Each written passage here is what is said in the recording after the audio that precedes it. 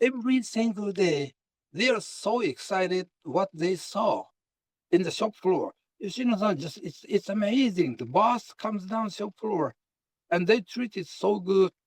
They treated us so good. So this is something we never expected before. So every single day, their mindset changes slowly toward more Japanese Toyota style. It's only 2 weeks in the shop floor, but that is long enough for them to change which is better. Welcome to Chain of Learning, where the links of leadership and learning unite. This is your connection for actionable strategies and practices to empower you to build a people-centered learning culture, get results, and expand your impact so that you and your team can leave a lasting legacy. I'm your host and fellow learning enthusiast, Katie Anderson. Change the culture. If you're a leader, coach, consultant, or internal change agent, you've likely been given this mandate before. It can feel daunting, even impossible. That's exactly what Isao Yoshino, subject of my Shingo award-winning book, Learning to Lead, Leading to Learn, was tasked with multiple times during his 40-year career at Toyota. As he discovered, real impact as a change leader doesn't come from owning the change yourself, but from creating the conditions for others to own it. I invited Mr. Yoshino back to Chain of Learning to explore two pivotal experiences in which he helped shape and expand Toyota's leadership culture, not from a position of formal authority, but as a trainer and internal change leader working through influence. The first, which we explored in episode 47, was a 2-year leadership development initiative called ConPro. The program focused on strengthening senior leaders' capabilities to align on priorities, develop their people, and improve processes through problem solving. In this episode, we turn to a second major inflection point in Toyota's history, its expansion into global production and the creation of NUMMI, the joint venture between Toyota and General Motors in the mid-1980s. NUMMI, located in Fremont, California, near where I live, was Toyota's first overseas production experiment. The challenge? Prove that the Toyota production system and Toyota Way leadership culture, what would soon be known globally as lean, weren't just Japanese things. And to do so by transforming one of GM's worst performing plants using the same unionized American workforce. Within a year, the results were extraordinary. The plant, once plagued by absenteeism, low morale, and poor quality, became GM's top performing plant. And behind the scenes of this cultural transformation, Mr. Isao Yoshino, leading the design and delivery of the training program for NUMMI's frontline and middle managers. We pick up our conversation started in episode 47, recorded just weeks after spending an immersive week together in Japan on my most recent Japan leadership experience. As Mr. Yoshino reflects on what it truly takes to lead cultural transformation through influence, not authority, and the critical role internal change leaders play in shaping organizational culture. I began by asking him how it felt to be tasked with changing the culture and attitude of the NUMMI leaders, alongside his newly assembled team, including John Shook.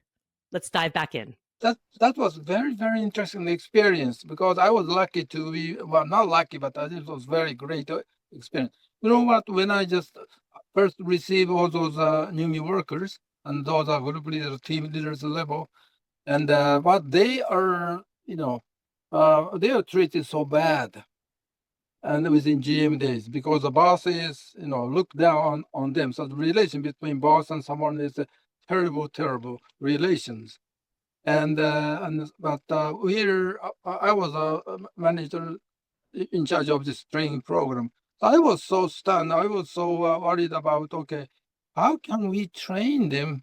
Train those people who come from the totally different culture, whether, the boss and subordinate relations were so terrible. How can we just succeed in training them? So I think a little bit deeper with John Shook and our members. And then we discuss about what is our target to attain as a training team, and are we going to change the attitude, or what is our target to attain? Then then a lot of discussion takes place among us. Then I come up with a conclusion that okay, let's not try to change their attitude through this 3-week training. It's impossible. However, so we cannot change them because they're working. We just trained them only 3 weeks, but they're working in 30 years within those terrible culture.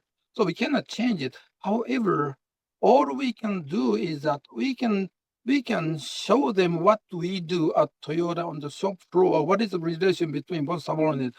We provide opportunity for them to witness every single day. We put them in the 2 weeks in the shop floor, so just only 2 weeks. But we put them in a shop floor working together with the Japanese, their partners, and make them decide with which culture they like. Toyota style, work together, and there's no boss and subordinate, but it's a very always communicate. Those type of very close relations, that type of culture, I let them experience, go through that culture, and make them decide which is better. So my goal as a training manager, that it's not that we want to change the attitude, but we just all we can do. Our target is make them experience and 100% of what they want to know, they want to hear, they want to see, and make them decide by themselves. That is our target. So many people just within Toyota said came to my office and they Yoshino, congratulations of the new project. However, or you are going to change the attitude. I think it is impossible, Yoshino. I don't envy you because it's how come it's only 3 weeks, 2 weeks, 3 weeks you can change the attitude. So not many, but some people came over to me. So thank you for your comments, but no, you mistake. My goal is not to change the attitude. We cannot. We cannot. Our team cannot do that. Toyota cannot do that. Only my goal is to provide opportunity for them to learn, to witness, to put themselves knee deep in that situation, and make them think which is better.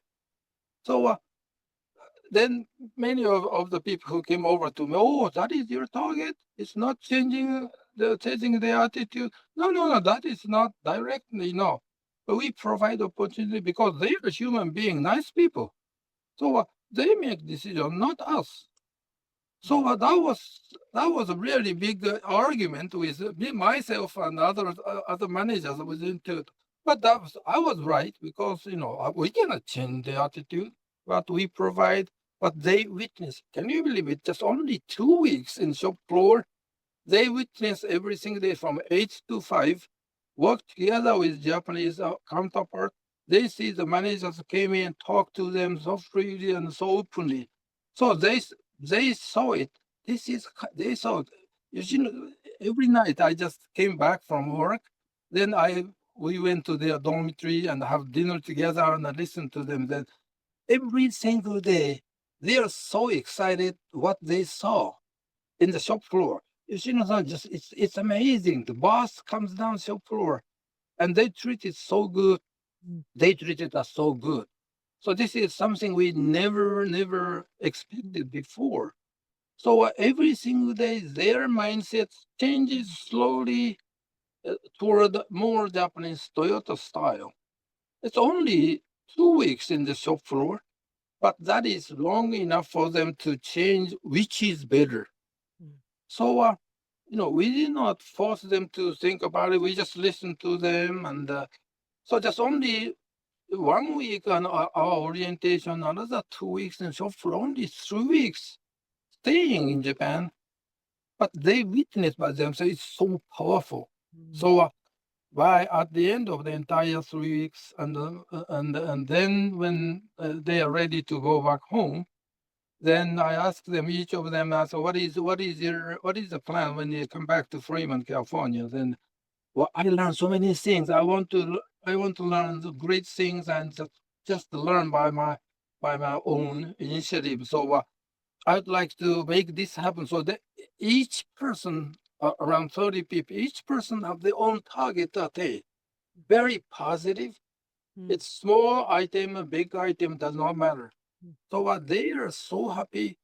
So it's amazing that they started thinking of changing their attitude, mindset by themselves. We did not force them to do it. Only thing we did is that we offered opportunity for them and expect them to change what they think about themselves and decide themselves. So Then, right then when they came back to America, within a year, there's so many things have changed dramatically. Mm. Absenteeism from 20% to only 2%. And all those qualities, the same level as Toyota. So just happened within 12 months because of their determination, of what they have witnessed. So they workers made their decision by themselves. We did not, we just helped them to experience that. So it's amazing experience. So we learned a lesson that if we want them to change their mindset, don't force them to think our own way. It doesn't work. Provide opportunity to learn something and let them decide. So that was really what really happened to them. It's amazing experience. And so probably they learned so many things from Toyota, but probably more importantly, Toyota people, including me, we learn more things than they learned from Toyota. So that is the very, very great benefit for the of that project. So many things, meta learnings on how Yeah, to develop culture and change culture. I yeah, love, I often say that our role as change leaders is to create the conditions for learning. uh-huh, Just as you uh-huh. said, we can't actually force the learning themselves. People have to do that. But same with Conpro and the leaders writing their A3 by themselves. And then these managers going through you created the conditions for their learning. And then Exactly. yeah. And that's the real power of like the internal change leaders as well. Even if you're not their boss, you can help them have those learning experiences. We learned so many lessons out of all those Mm, Pro and the NUMMI training. So I learned a lot and mm. a little bit smarter, Yeah, but still, just a little bit. that's a little bit not enough. Throughout our discussion about both NUMMI and Conpro, here and in episode 47, Mr. Yoshino and I often return to the mindset and mechanisms that support Toyota's culture of improvement. One of the most critical, taking time to reflect and learn. As Mr. Yoshino says in the opening of my book, the only secret to Toyota is its attitude towards learning. I asked Mr. Yoshino to share his thoughts on the importance of the check part of the PDCA or Plan, Do, Check, Act cycle and how reflection supports learning and improvement without blame. In my experience in working with global companies is that around the world outside of Toyota, as at this time we don't spend very much time on the check adjust, the Hansei and the Yeah. learning. So Mm. tell me more about your experience about why is that, or why and how is it that I Toyota's see. built that Well, in that's so a, that's, much? that's a good, again, that's a good question because, PDCA, plan, do, check, action. The most important, many people will, oh, plan is the most important thing. We have to create some good plan. But within Toyota, of course it is. However, check PDCA, check process is the most important thing because when we plan something and put it into practice, so PD, plan, do, but in many cases, so many things happen. So you cannot proceed the project as you originally planned. Sometimes it's change. You have to change it. Sometimes off the road, of the rail or something. So at a certain timing, we have to check. At a certain timing, whether the what you originally planned when is going through originally planned or off the rail or needs some changes. And in many cases, things are changing so dramatically these days. So you have to check at a certain timing. Mm, And so check process is so important. And so even when you're not, plan is not so good, but still while you're doing, you can change it anyway. Check, check processes sometimes in every 3 months, but still, if it's a small project, I mean, we have to have some weekly meeting. Sometimes we have to update. Then then we can do some check process again. mm, If check, but we have to be careful when we say check. Check does not mean that we have to find who is fault or whether things are mm, going bad. Then who is fault? We don't care. We don't put much importance on who did, who failed it, or who succeeded. It doesn't matter because blaming somebody does not create anything. So when so check process, we always try to find out whether things are going smoothly or not. Sometimes it doesn't. So what we can do to help this guy, to help us to make it back to the normal.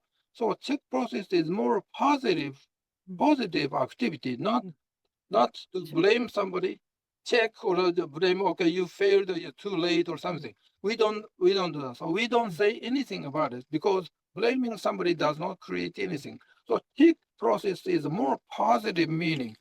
So that's why we Toyota people would like to have a check process, check meeting. Yes. We don't have to worry about check meeting. If we fail, then it's a good opportunity for the boss. I think that I saw that I can finish it within 3 months, but I cannot. Then boss said, "Oh, you cannot do that. What was the reason why it's delayed?" Listen, I will listen to him. Just tell me. So boss is ready to give us some advice to us because of the delay or something happens. They don't start blaming us because bosses went through the process million times when he or she was younger. So check process is not the negative purpose but positive purpose within Toyota. That is a huge difference between Toyota check with Toyota style and check with other companies. Yeah. In other companies, people try to hide away, so sometimes, and even though they have some problems, they don't want to make it open. But within Toyota, we make mistakes, and we are ready to make it open because we can learn some hint from somebody else. Of course, we feel bad. We don't do it in originally planned, but this boss does not. Our boss does not blame the slower pace. There should be some reason why this guy is slower. So you know, check process is check process should happen more often. Every week, very short period, every month, every 3 months, 6 months. So many people understand that check meaning is more negative or blame somebody. No, it's not. We don't care about who made the mistakes, who are slower pace. There should be some reason why it's slower, why they failed. So within Toyota's mindset, always check is most important thing, and then don't worry about it. So that's a huge difference. I prefer the change to the word study rather than check, because oftentimes people think check, did you do it or not do it, and then blame or check the box. But when we study, Right, right, that is a learning mindset, right? A more I learning see. mindset. So I like I see. PDSA, plan, do, study, I adjust. see. Maybe, yeah. So PDC check. So what did you say instead of check? Study. Study. Study. Oh, study. That's Yeah. much better. That's Yeah. much better. Yeah. But within Toyota, check does not necessarily mean to find out who is to fault. We don't care. We don't care. What is the reason why we fail? Because nobody wants to make a mistake intentionally. So so that is so the PDSA, PDCA, either is okay. So that behind the concept behind it's very, very important Yeah. because we make mistakes. And in my case, I make so many mistakes. Whereas the Toyota days, but nobody blames me. Nobody blaming somebody does not help anybody, and that is one of the key philosophy and a very important code at Toyota. A critical difference between the former GM culture and Toyota's was their approach to problems. As Mr. Yoshino just highlighted, a foundational element of Toyota's culture is a no blame mindset, one that enables learning, not punishment. One of the core shifts Toyota wanted NUMMI leaders to experience during their training in Japan was this very mindset, how problems are treated, and what that means for creating a real culture of continuous improvement. In the old GM environment, problems were often hidden or ignored. At Toyota, problems are surfaced and addressed at the source. A powerful symbol of this mindset is the andon, a Japanese word meaning light or lamp. Traditionally, it referred to a cord that frontline workers pulled when they encountered a problem or needed support. Today, it's usually a button, but the intention remains the same. What matters isn't just that a worker signals a problem, it's that their manager responds. That act of responding to help reinforces the belief that problems aren't something to hide, they're something to solve and resolve together. I asked Mr. Yoshino to elaborate on how NUMMI's leaders experienced the andon process in Japan and how it helped shift their mindset to embrace the idea that no problem is a problem. There's one thing in particular that you shared with me that was a real difference for these leaders, which was the concept of the andon cord and not only welcoming bad news and challenges they were having, but also the team leader's response to that. So it's, can you talk about the power of what they experienced by being part of the Toyota culture and how this was really transformational when they returned home to really change as get those amazing results that you shared? Now I understand that they are given a power to stop the line because they need to produce a good product. So they are treated like a human being. They saw it at Toyota. So why not in California? So they themselves decide by themselves. That's why they created their own culture in the shop floor. We did not force them. We just help them to grow, help them to find out. So they did that everything by themselves. It's amazing. So it's many people that Toyota has been teaching NUMMI people. We're not teaching. They learn. We provide opportunity for them to learn. So they learned it and they changed it by themselves. We did not do anything. Just help them to learn. So that was fantastic experience, and that's why